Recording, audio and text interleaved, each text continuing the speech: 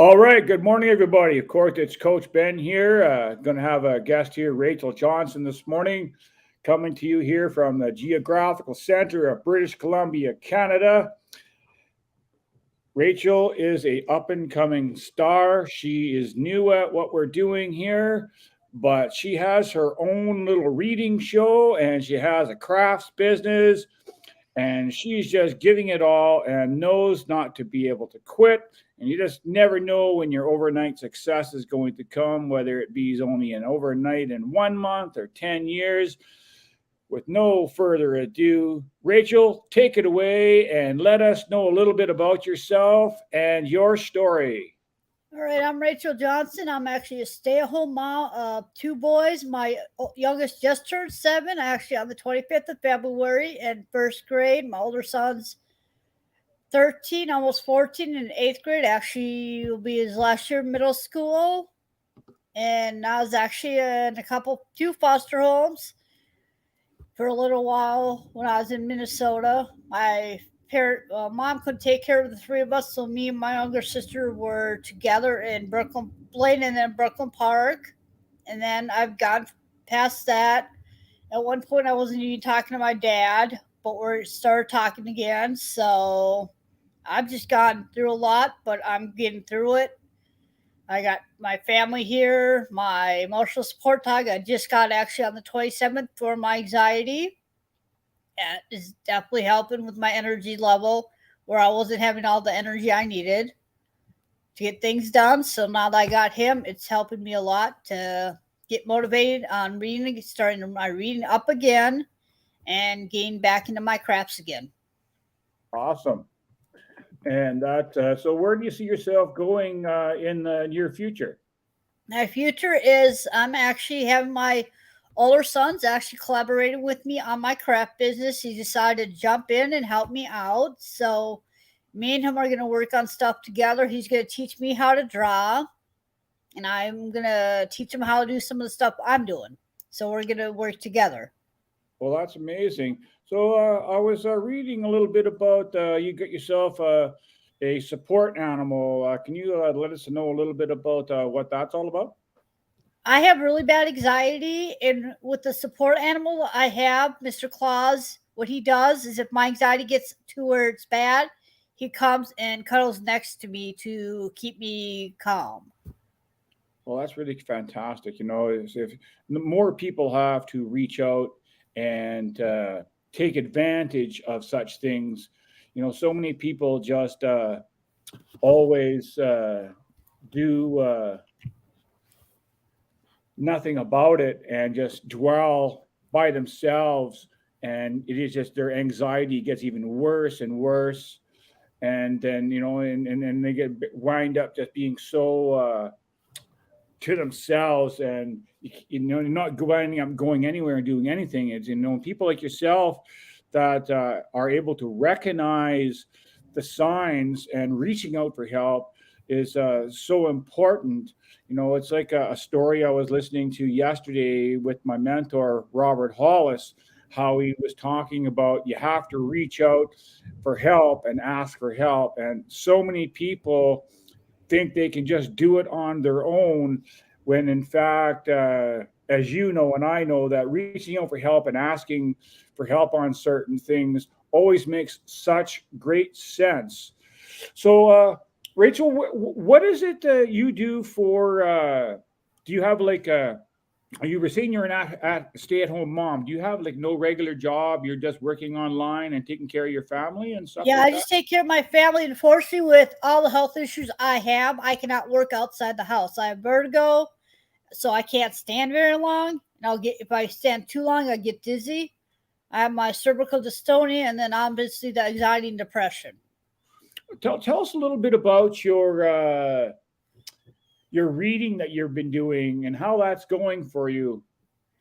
Well, the book I'm reading right now is actually does it's supposed to help reduce some of the anxiety that I have. So what I'm doing right now is I'm in the process of finishing my social self care, and then the second one will be the physical self care. So like the walking and all that type of stuff with the exercises. That's the next one I'll be reading.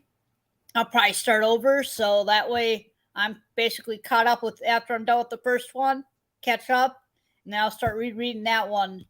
Because the nice thing about the book I'm reading, I can interact. I got a special notebook that I write notes in there. So, have you actually thought about writing your own book? Are you an author as well?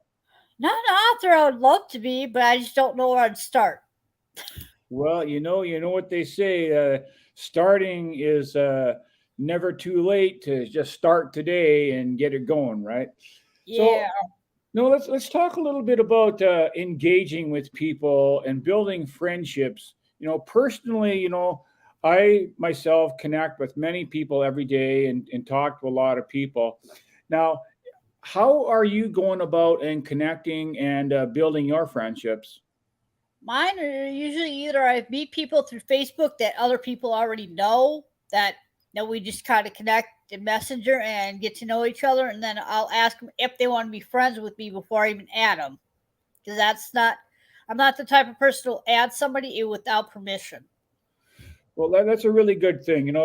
So many people are just they'll get all these friend requests. Personally, like myself, I get 15, 20, 30 friend requests a day sometimes, and I have to sort through them and sort out the Bitcoiners and the Forex people and all that because I find them to be pretty pushy when, you obviously you're into a business, you're doing something on your own already, Mhm. and these kind of people, all they're wanting to do is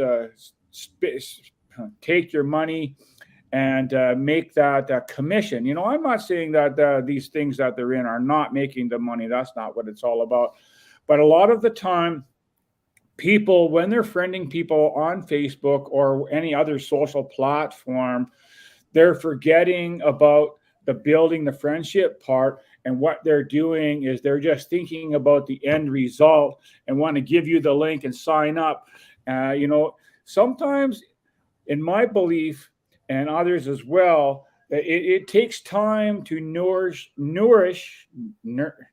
anyways, you know what I'm trying to say, Mhm. the friendship. By you're not going to be able to build that in one or two, three messages. Sometimes it takes months to years, and it doesn't mean that people aren't interested. What it just means is that it's just not for them right now. Yeah. And so many people will just be so pushy, and when you don't click on their link, they get so offended. It's like this.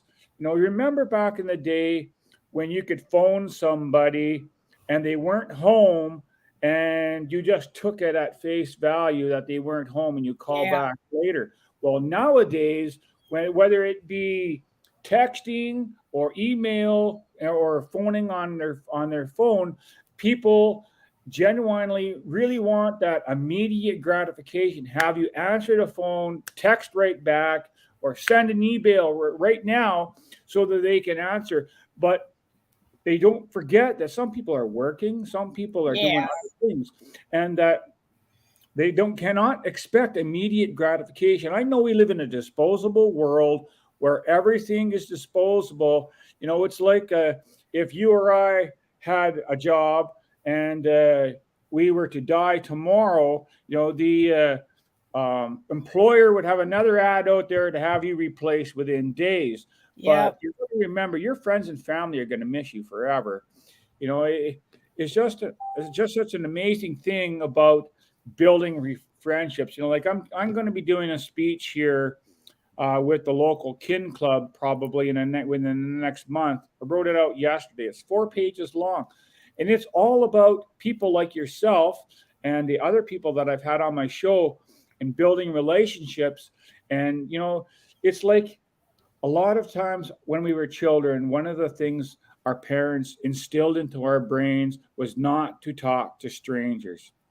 And what that is doing, it is putting that into our children's and their adolescents' subconscious mind so that when they become adults, it is playing that over and over without them even realizing it, and that they're not wanting to talk to people. They have these limiting beliefs that where they can only make so much money or they can only know so many people. Mhm. They don't want to talk to people because that's what their subconscious is telling them but people have to realize that you can change your thoughts. The thoughts are things in my mind. I've attracted a lot of things over my life, and a lot of things I attracted without even realizing that's what I was doing until years later. And I look back at that and I can remember what my thoughts at the time were. I'm a big person on affirmations. And an affirmation said over and over and over are kind of what they're doing is they're instilling these thoughts into your subconscious mind. And I know the subconscious mind and what we're talking about now is kind of a little bit off topic, but it all fits together in one Hmm. big bubble. So you're really enjoying Mr. Claus. He seems to be really enjoying yourself. And we're going to just turn it back over to Rachel here and let her give us some closing thoughts. And that's about it for the day, everybody. So, Rachel, take it away. Actually, for me, I do have a notebook where I have all my affirmations I've been doing since July. I just have to do the ones for this month, and I write them down. I type them out. I have an index cards, and then I have binders with leaf note new notebook paper, which I'll be writing everything down into. And I keep all that in that so I can see them all. Well, that's fantastic, Rachel. I really like to thank you for coming on to the show and letting people know about yourself and letting everybody know that if you can do it, they can do it. Yep. And until next time, Rachel, we'll see you later, rock All star. right. Thank you very much for taking the time to speak with us today. You're welcome.